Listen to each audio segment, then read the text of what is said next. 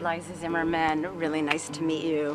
Questo è un vigneto di Merlot che abbiamo piantato qui ad Ulmo nell'85. Qui abbiamo iniziato piantando il Merlot, Chardonnay, Cabernet Sauvignon e una selezione anche di uve siciliane.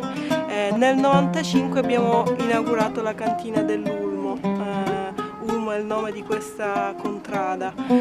Da qui ci siamo spostati poi in altre zone della Sicilia dove abbiamo piantato nuovi vigneti e abbiamo costruito nuove cantine. Allora, tra i vitigni siciliani abbiamo puntato l'attenzione sul Nero d'Avola, quindi poi per quanto riguarda il bianco invece ci siamo concentrati sul Grecanico, che è una varietà che cresce molto bene in questa zona.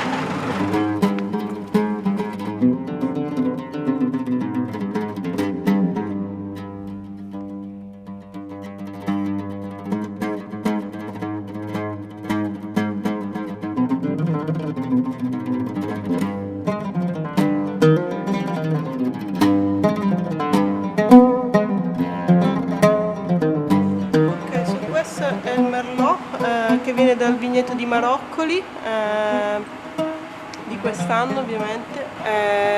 Ovviamente è un Merlot che viene da una regione calda, quindi ha tutta la ricchezza e l'intensità del nostro sole. Thank you. It smells lovely. Grazie.